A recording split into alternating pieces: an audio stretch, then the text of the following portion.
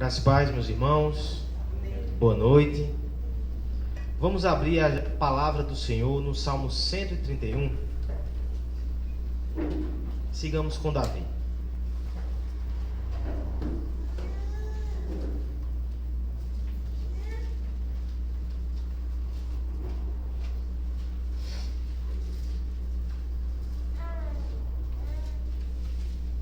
Salmo 131.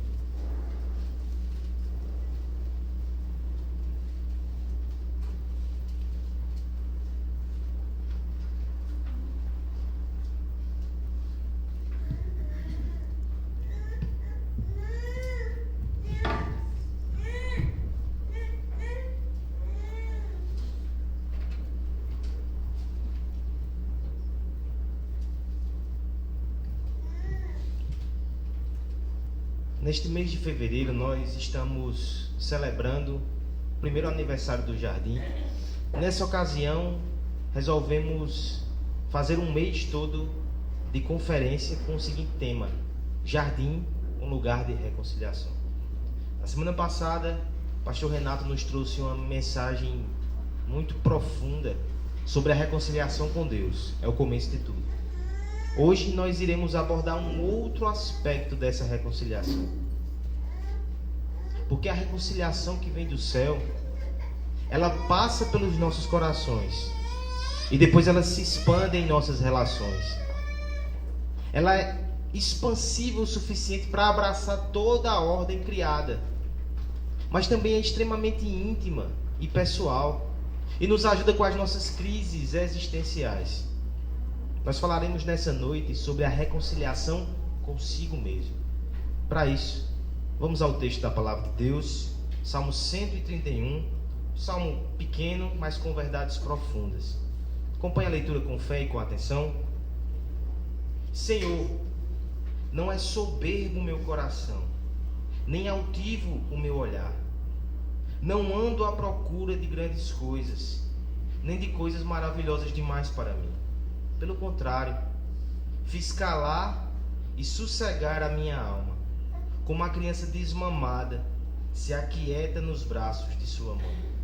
Como essa criança é a minha alma para comigo. Espera, ó Israel, no Senhor, desde agora e para sempre. Vamos orar ao nosso Deus, pedindo graça para compreender a sua verdade, pelo poder do seu Espírito. Pai amado, estamos nessa noite diante da Tua palavra, Senhor. Te agradecemos pelo privilégio de Te cultuar. E Te pedimos, ó Deus, que o Senhor aplique poderosamente esse texto nas nossas vidas e nos nossos corações. Nos ajuda a compreender um pouco mais da reconciliação que o Senhor tem para nós. E nos ajuda também, Senhor, caso haja pessoas aqui que ainda não estão reconciliadas contigo, que possam entender de forma definitiva que longe do Evangelho não há reconciliação, nem com Deus, nem com nós mesmos. Que o Senhor tenha misericórdia e derrame Tua salvação nessa noite, assim como Tua santificação e o Teu consolo. Em nome de Jesus. Amém. Meus irmãos, essa semana eu me deparei com uma doença, uma patologia que eu não conhecia. Vou me atrever a mencionar o seu nome, e aqueles que dentre nós têm um conhecimento melhor do alemão, por favor, não me julguem. Não sei se essa é uma das línguas que eu está aprendendo, mas essa doença tem por nome Síndrome de Munchausen. Você já teve essa doença? É uma virose? O que é que seria isso? Olha que patologia interessante. As pessoas que são acometidas por isso, elas mutilam o seu próprio corpo ou ingerem líquidos em quantidades excessivas, a fim de provocar sintomas de doenças em si mesmo. Pessoas com essa síndrome costumam ter as mais variadas doenças, quando na verdade provocaram em si mesmos os sintomas. Muitas vezes são internadas, muitas vezes são até operadas, até que a equipe médica percebe do que se trata.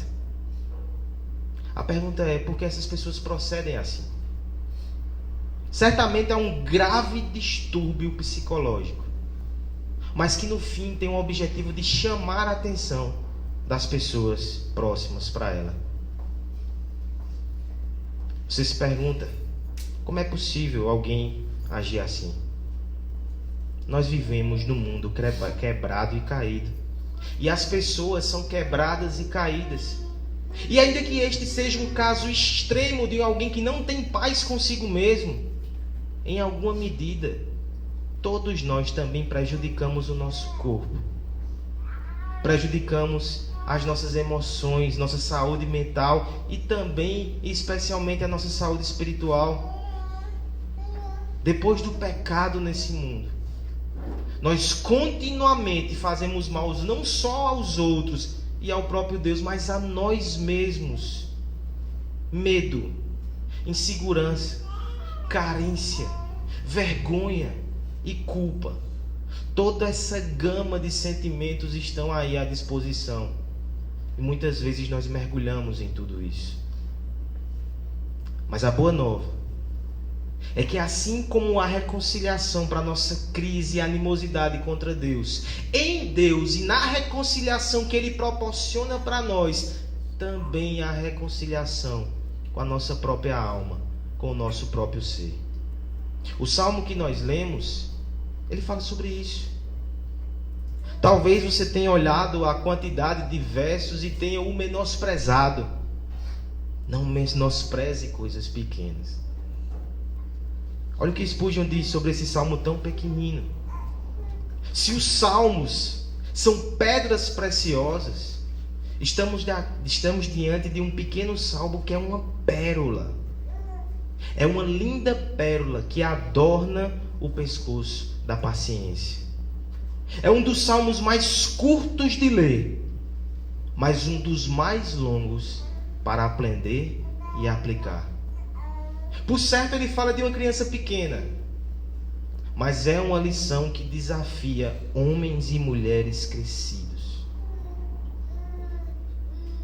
Além do seu conteúdo, deixe-me falar um pouco, na verdade, antes de entrar no conteúdo, sobre onde esse salmo está e como isso nos ajuda a interpretá-lo. O livro dos Salmos é composto por 5 livros menores, e você pode perceber essas divisões dentro do próprio texto. O Salmo 131, ele está na última coleção de salmos do Saltério, que vai do Salmo 107 a 150. É o clímax, é o desfecho da história que é contada em forma de poesia e canção. Alguns vão dizer que são os salmos da consumação. Se os salmos narram um povo peregrino que está caminhando até chegar no templo, até chegar na morada do Senhor, o salmo do Salmo 107 ao Salmo 151 é a linha final, é a chegada, estamos às portas. É interessante que nesse agrupamento nós temos também aqueles que são chamados os salmos de romagem ou canções de degrau. É um grupo de salmos que eram entoados por Israel quando eles iam subir nos degraus do templo para entrar no templo e prestar o seu culto. O Salmo 131 é um salmo dos degraus. Assim, ele é uma canção cantada por alguém que não está mais no cativeiro do pecado. Agora ele está subindo até a presença do Senhor para adorá-lo.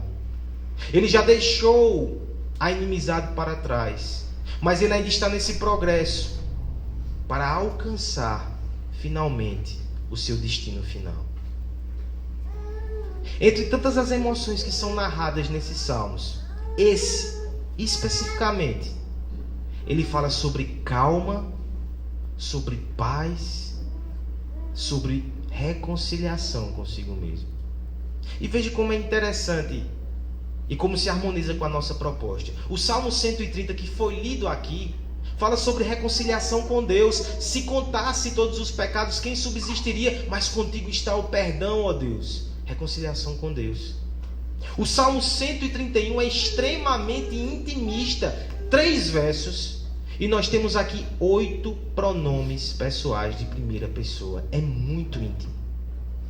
Ao mesmo tempo, depois vem o Salmo 132, onde nós temos uma crise aqui. Ora, primeira pessoa. ora terceira pessoa, como se fosse uma transição do eu para o nós. E finalmente o famoso Salmo 133, ó quão bom e quão suave que os irmãos vivam em união. Você consegue perceber esse movimento? Deus, nós e o próximo. Pois bem, então falaremos sobre nós, os dilemas do nosso coração. Ou melhor, como é que funciona, ou quais são as características de um coração que está em paz, porque foi reconciliado com Deus. Isso servirá tanto para aqueles que não têm essa paz, mas eu quero nessa noite te convidar a observar como isso é desejável, para que você obtenha essa paz hoje. Mas isso vai servir também para todos nós que estamos subindo degraus, que estamos caminhando até a morada celestial, que já deixamos a inimizade, que olhemos esse coração e clamemos ao Senhor por essas características de forma mais forte na nossa vida, para a paz que já foi nos dada ser desfrutada com profundidade e poder. Nós precisamos tanto disso. Cristãos também enfrentam crises pessoais e dilemas no seu coração. Falaremos nessa noite, portanto, meus irmãos, das características de um coração reconciliado, e serão só duas, fácil de memorizar. Verso 1, a primeira característica é a humildade, e verso 2 e 3 é a confiança. Vamos então ao verso 1 e vejamos a primeira característica de um coração reconciliado, que está em paz com Deus. É um coração humilde.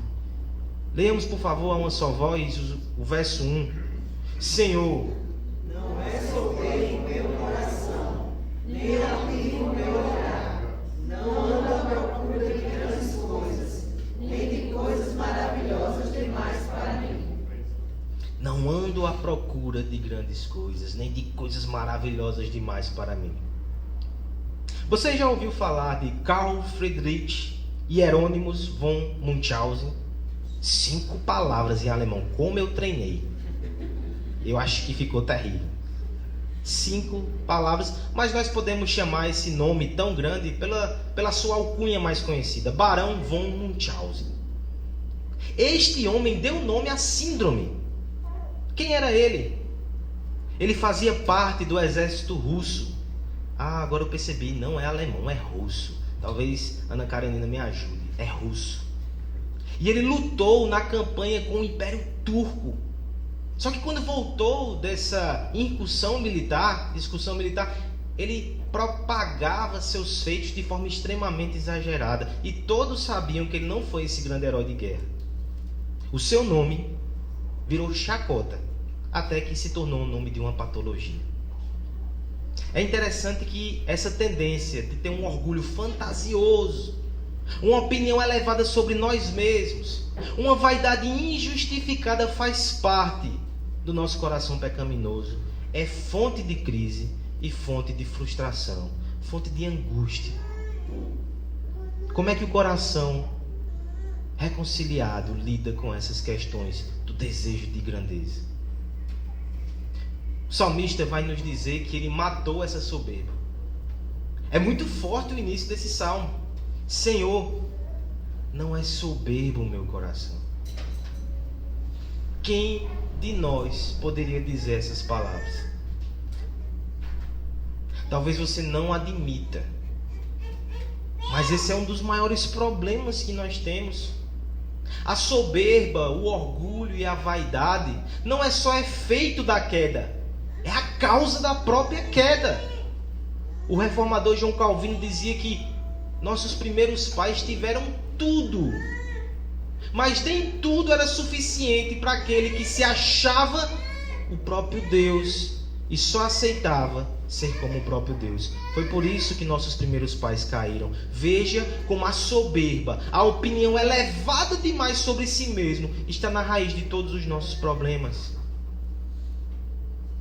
E esse não é somente o nosso maior problema, é também uma questão muito séria diante de Deus. Provérbios 16:5 diz: abominável é ao Senhor todo o arrogante de coração. É evidente que não ficará impune.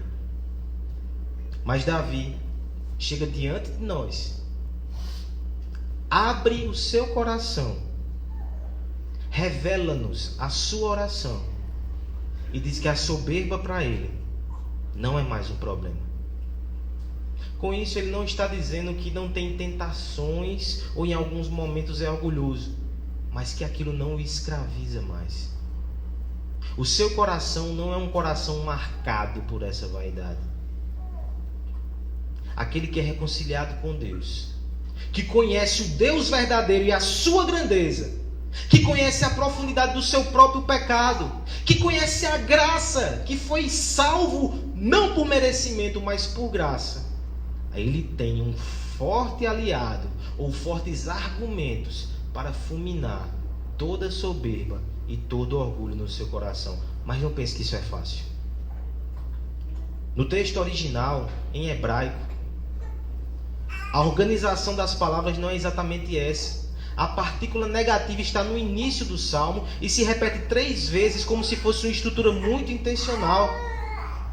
Alguns intérpretes vão dizer que isso foi escrito para passar a ideia de um Davi ofegante. Não só porque sobe os degraus, mas porque luta no seu próprio coração para descer do trono da vaidade. É como se ele dissesse: não, Senhor, meu coração não é mais soberbo. Não, Senhor, meu olho não é mais altivo. Não, Senhor, não quero mais coisas grandes. Ele está cansado, porque travou uma luta intensa no seu coração. E mais uma vez eu me lembro de Provérbios: melhor é o que domina o seu espírito do que o que toma uma cidade. É mais fácil você dominar uma cidade do que você dominar o seu próprio coração. Davi diz que ele não é mais soberbo, mas ele dá provas disso. Qualquer um de nós pode dizer que não tem problemas com humildade, mas será que podemos dar as mesmas provas que o salmista deu? A primeira prova está aí na sequência: Senhor, não é soberbo o meu coração, nem altivo o meu olhar. Muitas vezes a boca profere um discurso de humildade, mas o olho nos entrega. Olhar altivo é quando passa alguém e você olha de cima. É quando a postura do seu rosto revela que você sente-se superior aos outros. E esse é o teste. Porque é muito fácil dizer que somos humildes diante de Deus, mas se no contato com os nossos irmãos nós julgamos e nos sentimos superiores, estamos revelando um coração que ainda lida com soberba. Mas Davi diz: o meu olhar também não é altivo. Eu não olho ninguém de baixo para cima. Tem mais. O segundo teste é colocado aí, e é o teste dos desejos, das ambições, das metas, das motivações profundas. Ele diz assim também: não ando à procura de grandes coisas, nem de coisas maravilhosas demais para mim. Eu só posso pensar numa palavra quando eu vejo isso: contentamento. Não é desleixo. Não é alguém que não quer crescer nem fazer grandes coisas para Deus. Misericórdia, vamos fazer coisas grandes para Deus. Davi fez. Mas o problema que ele está tratando aqui é aquele desejo, ou aquele sentimento, aquela impressão que nós temos, que as coisas que temos são tão miúdas comparadas ao nosso potencial.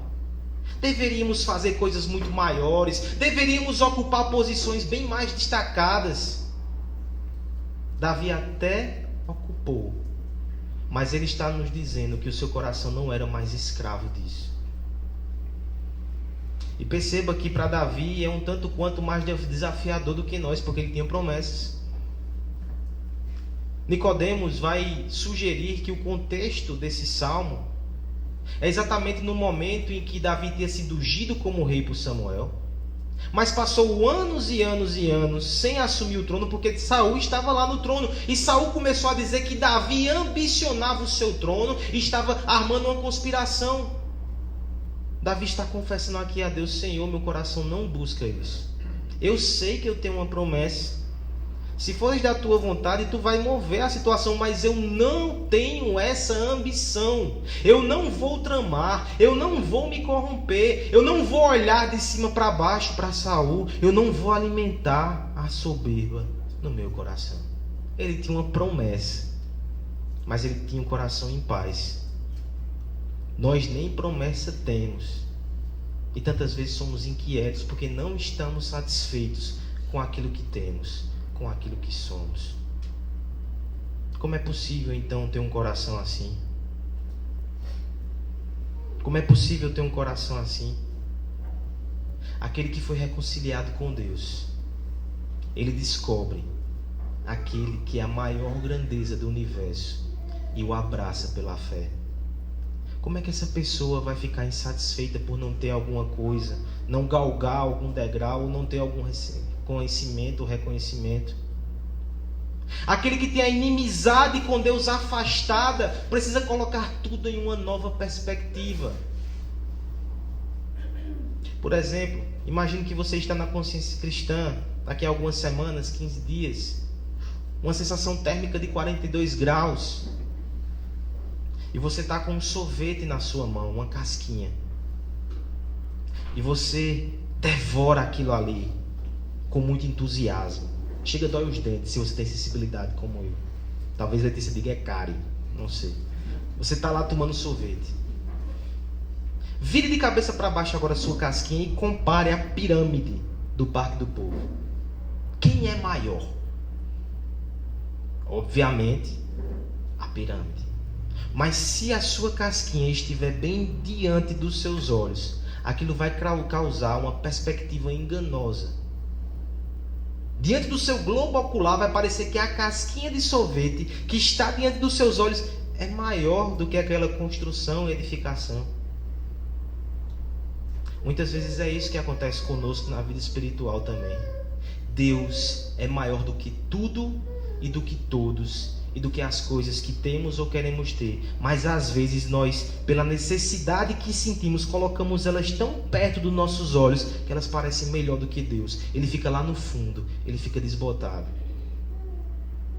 E quantas vezes não somos nós mesmos que nos colocamos diante dos nossos olhos de forma tão grandiosa que Deus fica em segundo plano, distante. O salmista está nos chamando a reordenar nossa perspectiva. Se você está em paz com Deus, aproxime-se dele e coloque a sua vida mais uma vez em ordem, porque assim você pode ser humilde, porque você vai perceber que você já tem tudo o que precisa e que você já tem o melhor, que é o próprio Deus. Você pode abrir mão de outras coisas ou então não ligar tanto assim para elas.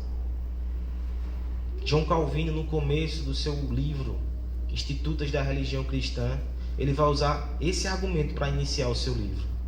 Quanto mais nos aproximamos de Deus, mais nós conhecemos a nós mesmos. Porque longe de Deus, nossa visão particular e pessoal sobre quem somos sempre vai ser distorcida, ou inflada, superestimada ou superestimada. Mas quando estamos diante de Deus, você pode ser humilde. A casa que é construída no sopé de uma montanha, ela não pode cometer a insensatez de querer edificar a si mesmo continuamente até que alcance a montanha e ultrapasse os seus limites. Isso é tolice. Ela precisa entender a sua posição como casa e contemplar até a beleza daquele monumento. De modo semelhante somos nós diante daquele que criou as montanhas e os mares. Nós não podemos tentar competir com ele por proeminência. Nós precisamos entender o nosso lugar, humilhar-se diante da sua poderosa mão e nos curvar em humilde e reverente adoração. Assim deve ser o coração reconciliado com Deus.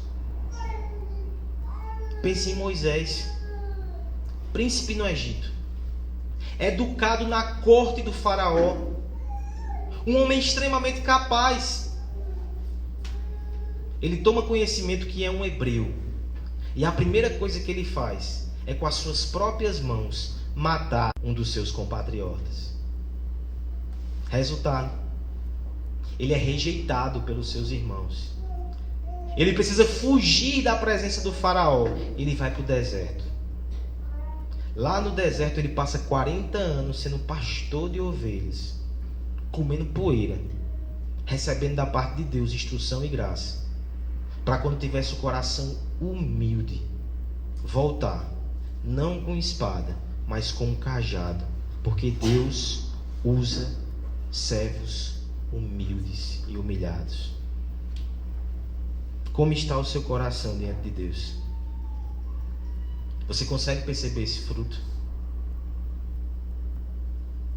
Não é interessante que o mundo nos estimula cada vez mais a conseguir, a crescer, a ganhar, a conquistar, a ter uma autoestima mais elevada? E a palavra de Deus nos ensina a ter um coração calmo, tranquilo e contente diante da palavra de Deus. Nós precisamos mudar o nosso termômetro de espiritualidade para julgar a nós mesmos e avaliar os nossos irmãos também.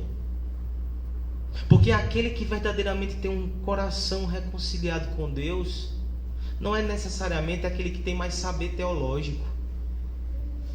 Talvez essa pessoa tenha perdido a primeira aula das institutas. Falta o conhecimento de Deus que humilha o coração. Quantos e quantos não são soberbos pelo seu conhecimento e pela sua religiosidade? Este não está revelando a marca de um coração reconciliado, que é a humildade. O conhecimento verdadeiro da palavra de Deus baixa os nossos olhos. Não permite que a gente olhe de forma altiva para seu ninguém. Se isso não está acontecendo, não estamos crescendo na graça do Senhor. Nós precisamos perceber, irmãos, que não necessariamente aquele que está reconciliado com Deus é o que faz grandes obras, grandes coisas, grandes ações. Talvez seja a pessoa que justamente não se sente capaz de fazer nada disso. E é esse que Deus pega e usa. Esse é um dos primeiros requisitos, inclusive, para o chamado pastoral. É alguém que se sente extremamente incapaz. Será que nós temos alguém nessa noite aqui que se sente assim? A humildade é a marca de um coração reconciliado. Talvez muito das suas obras religiosas demandem arrependimento do seu coração hoje. Porque se foram feitas por vaidade, competição, orgulho ou ambição, não são frutos de um coração reconciliado. E se você está aqui nessa noite e ainda não tem esse coração pacificado diante de Deus, eu quero te dizer que a humilhação não é só o primeiro fruto de um coração reconciliado, também é o primeiro passo para aqueles que querem se reconciliar com Deus. Abandone todos os seus feitos, todos os seus méritos, toda a sua justiça. Fique nu diante de Deus, ajoelhe-se aos seus pés e comece uma estrada de humilhação. E Ele vai te exaltar em Jesus Cristo. Coração reconciliado, coração em paz. Primeira marca, humildade. Os versos 2 e 3 vão nos mostrar ainda a segunda marca de um coração reconciliado, a segunda característica. Eu gostaria de pedir à igreja que lesse a uma só voz os versos 2 e 3. Pelo contrário, fiz calar e sossegar a minha alma, como uma criança desmamada se aquieta nos braços de sua mãe. Como essa criança é a minha alma para comigo. Espera as palavras do Senhor, desde agora e para sempre. Temos um problema diante de nós. Esses versos aqui, eles nos colocam diante de uma aparente contradição. Porque, veja se não é esse o pensamento recorrente. Aquele que é seguro de si, confiante, até orgulhoso, ele tem uma postura que vai angariar respeito. É uma pessoa que vai ser considerada pelos outros, que vai conquistar o que quer. Esse sim pode ser confiante. No entanto, a palavra de Deus diz que aquele que é humilde, ele também é confiante. Como é que pode? Se a humildade nos deixa até numa posição de fraqueza, como é que alguém pode ser fraco e confiante ao mesmo tempo? É contraditório, mas na verdade essa é a verdadeira segurança, porque não é baseada em homens, é baseada em Deus, confiando em Deus. O salmista continua o seu diálogo extremamente íntimo e a gente pede licença para entrar devagarzinho no seu coração e ouvir um pouco do seu sussurro. Ele escreveu porque quis. Vamos ouvir. Se no primeiro momento ele falou com Deus, agora ele fala com a sua própria alma. Os salmos são magníficos porque são poesias santas. E poesia nos traz essa carga de subjetividade, de falar sobre os sentimentos mais profundos do coração. Isso, sobre a batuta do Espírito Santo, é rico demais. Veja como Davi descreve o diálogo do seu coração. Extremamente poético, extremamente teológico, extremamente prático para nós. Pelo contrário, não sou soberbo. Eu fiz calar e sossegar a minha alma. Eu fiz calar a minha alma. Infere-se, portanto, que nesse processo de luta, a sua alma estava falando e tagarelando. Ele teve que fazê-la calar. Não só isso, ele sossegou a alma. Interessante porque não é só calar a alma pela força, talvez pela distração. Ele consegue sossego para a sua alma. Agora a sua alma está quieta e tranquila. Nós podemos pensar aqui nas possíveis razões da inquietude da alma de Davi. Eu entendo porque eu sinto isso às vezes. Essa postura de depender. Essa postura de ser humilde, não querer controlar, não querer manipular, não querer confiar na nossa própria força, nos deixa um tanto quanto inseguros. Se eu não faço, e agora? Estou à deriva. Quem fará? É por isso que o verso 2 nos dá uma imagem muito forte. Poesia é fantástico, porque não só traz conceitos para nós, traz imagens para nossa mente, para o nosso coração, que nos instruem e nos comovem. E essa imagem aqui particularmente, olha que imagem comovente. Por que Davi conseguiu se sossegar se ele estava humilhado, entendendo que não tinha capacidades nem forças, que haviam coisas maravilhosas demais para ele? Como criança desmamada, se aquieta nos braços da sua mãe. Como essa criança, assim é minha alma para comigo. Há uma discussão aqui sobre o que significa essa criança desmamada. Alguns vão dizer que não era necessariamente aquela criança que deixou de mamar, porque no Oriente isso só acontecia depois de 3 anos. Bem, não tenho dificuldade de entender que pode ser que essa criança de 3 anos esteja no braço. Os pais aqui são provas que, enquanto for possível, a gente coloca o menino no braço, né? Depois que fica do tamanho de Vitor, o Everaldo tem alguma dificuldade, mas até 3 anos eu creio que poderia ser. Alguns vão dizer que é simplesmente a criança que está saciada. Mas eu entendo que a criança desmamada aqui é um termo tão forte. E eu gosto da interpretação que, por exemplo, Tim Keller deu a esse texto. Ele diz que é aquela criança que não mama mais, e por isso ela pode ficar tranquila nos braços da sua mãe. Eu me lembro de Aslan nos primeiros dias. Era um trauma para a Letícia porque ela não conseguia acalentar ele. Ela não conseguia brincar com ele, porque quando ele chegava perto dela, sentia o cheiro do leite, ele se agitava. E todos os momentos que ele estava com ela, ele estava agitado, querendo leite, chorando, todo esse processo. Mas depois que essa fase passou, quando ele vem para o braço da mãe, ele já vem até de barriga cheia, ele não vai se alimentar mais, agora ele descansa. O braço da mãe não é simplesmente para dar, agora é para cuidar, acalentar, proteger. Essa figura muito bonita que o salmista usou é para dizer: eu estava inquieto, querendo, mas de repente eu fui nutrido, e agora eu posso aproximar-me do meu Deus com tranquilidade, e posso ficar nos seus braços, descansando, confiando, Não é exatamente isso que ele vai dizer no verso 3? Espera, ó Israel, no Senhor. Ele aprendeu a esperar no Senhor. E aqui Davi não está falando de Deus de forma vaga ou genérica, porque Senhor aqui é Yahvé. É o termo que o povo de Deus usava, o povo da aliança, o povo do pacto. É o meu Deus. Sabe as pessoas que muitas vezes não têm um relacionamento com Deus? Não, eu tenho fé em Deus que vai dar certo, mas é algo tão vago. Aqui é diferente. Davi está dizendo: Ele é o meu Pai, eu pertenço a Ele, eu o vejo como uma mãe que me acalenta e me protege. Espero nele porque confio nele. Essa lição é tão importante que você vai perceber que no verso 3 parece que agora ele se volta para a nação, ensina a nação ou exorta a nação até essa mesma atitude. Espera, ó Israel, no Senhor, desde agora e para sempre. Sabe como isso se aplica a nós, irmãos? Você pode fazer uma conexão direta, muito interessante e muito válida.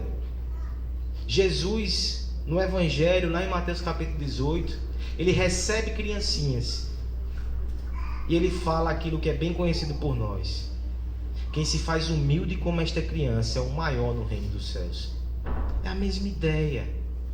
Aquele que é humilde como uma criança que descansa nos braços do seu pai, esse é o maior no reino dos céus. Mas existe uma outra conexão aqui muito interessante, uma conexão que lida com o paradoxo. E o paradoxo é justamente esse: como eu posso ser humilde e ao mesmo tempo ser confiante? Esse é o Evangelho. O mesmo Tim Keller, numa das reflexões que nós estamos fazendo no livro de Provérbios, ele disse o seguinte: a lógica do Evangelho, de que você é pecador indigno e ao mesmo tempo é um filho incondicionalmente amado, nos traz uma combinação singular de humildade e confiança, que nos torna sábios, de modo que nada mais nesse mundo consegue fazer. É por causa da mensagem do Evangelho e da obra de Cristo e do pacto da comunhão que nós temos com Deus que eu posso ser humilde e ao mesmo tempo ser confiante. Porque eu descobri o meu lugar no mundo. Eu descobri o meu lugar em Cristo. Aquele que criou o universo está dizendo para mim: filho, haja assim. Filho, encaixe-se aqui. Pensando na nossa história como um grande drama, um grande roteiro, a humildade me faz dizer: eu não sou o protagonista, Cristo é. Mas a confiança vem no momento em que Deus se aproxima e diz: eu sou o diretor desse enredo, e eu vou cuidar de você, e vou dar um bom destino a você como personagem. Eu sei que você não é o protagonista, Cristo é, mas eu cuido até dos figurantes. Eu os protejo e eu os dou alegria nele, no meu Filho Jesus Cristo. Humildade e confiança. Humildade evangélica. Pense no texto que nós lemos aqui no início com o nosso irmão André. Davi extremamente humilde na caverna de Adulão. Ele não usou da força, ele não pecou contra o seu Deus, ele não desonrou o seu rei Saul. Por que alguém age assim? Porque confia tanto em Deus que pode ser humilde e pode ser humilhado se for necessário, mas não peca. Não abandona sua fé e os seus princípios. Permanece em Deus. Mesmo que haja confusão e calúnia, o seu coração está em paz.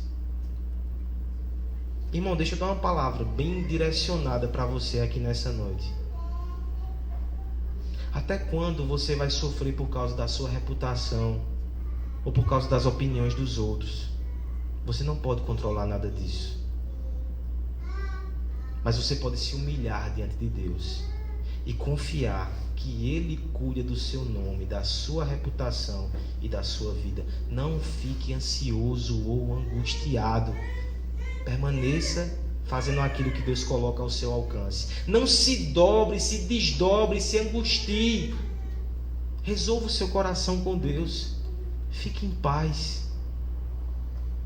A reconciliação te deixa em paz com Deus, com você, e ao seu tempo Ele vai resolver todas essas questões. Não se turbe o vosso coração. Não seja escravo do temor dos homens. Humildade e confiança. Essas são as marcas de um coração reconciliado. Porque diante de Deus nos tornamos pequenos. Mas os pequenos em Deus são grandes guerreiros que suportam as maiores adversidades. Diante de Deus nós percebemos toda a nossa fraqueza. Mas na força do Senhor, o coração contrito recebe capacitação para enfrentar o mundo todo se for preciso. E até a si mesmo. Diante de Deus a nossa vaidade é esvaziada. Mas na presença de Cristo nossa confiança não é esmagada. Porque conhecemos aquele que se esmagou por nós. E assim sabemos que jamais estaremos sozinhos. Nós podemos confiar nele. Eu sei que na escola, desde muito novo, parece que a pessoa mais confiante é o mais altivo e arrogante, que tira um barato com a cara de todo mundo. Nós não precisamos ser assim.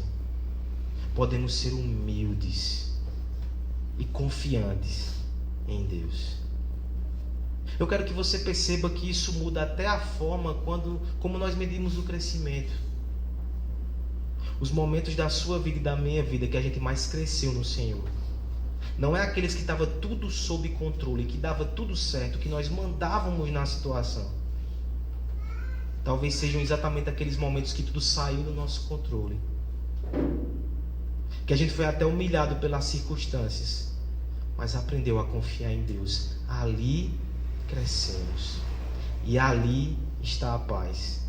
Como o Senhor tem me quebrado nisso, para que eu entenda que paz não é quando eu controlo tudo. Paz é quando eu confio naquele que controla todas as coisas. Quanto antes nós entendermos isso, mais o nosso coração vai ficar tranquilo diante de Deus. Se por acaso você está aqui e ainda não tem essa reconciliação, eu quero te dizer que a solução para toda a sua crise, carência, angústia está no Evangelho. É somente no Deus que acalmou o coração de Davi que você também pode encontrar essa calma, mesmo em meio às lutas. É só nele que você pode ser humilde e confiante. Encerro esse sermão fazendo algumas perguntas ao teu coração. Está tão íntimo, né? Vamos fazer algumas perguntas ao coração. Primeira delas: como é que eu posso saber se eu tenho de fato um coração reconciliado? Soberbo. Eu não estou querendo dizer aqui que você não tem momentos que você peca e se demonstra orgulhoso. Infelizmente o pecado ainda está em nós. Mas se qualquer um que convive com você por alguns minutos olha para você e diz: essa pessoa, essa mulher, este homem é muito soberbo, cuidado. Como é que as pessoas se sentem diante do teu olhar? Será que elas se sentem o tempo todo julgadas, medidas? Será que você tem olhos altivos? Será que você é extremamente ambicioso, nunca está satisfeito, sempre procura coisas grandes? Eu peço que você reflita nessa noite. Talvez o seu coração não esteja em paz, porque você ainda não está reconciliado com Deus. Você precisa considerar isso seriamente. Senão a sua vida vai ser frustração atrás de frustração. Mas se Deus quisesse isso para você, Ele não teria te trazido aqui nessa noite. Ele é o príncipe da paz. Ele quer trazer paz à guerra e à angústia do seu coração. A segunda pergunta então é: como conseguir isso? Como fazer isso? O texto responde: espera no Senhor. Não é esperar no Deus genérico da religiosidade. é esperar no Deus do pacto e da aliança, que você conhece e que Ele te conhece pelo nome. Aqueles que têm uma ideia sobre Deus muito genérica, muito abstrata e talvez até neguem a divindade, esses não vão ter paz, porque no seu coração eles adoram a si mesmos e sempre serão insatisfeitos. Mas o Deus vivo e verdadeiro, Ele faz pactos, Ele faz aliança, Ele faz reconciliação e Ele está aqui. Ele permite que você sente com Ele na sua mesa e coma do seu pão e do seu vinho. Ele permite que você sente ao seu lado e ouça palavras de vida eterna, receba o ensino e alegre o seu coração com Ele.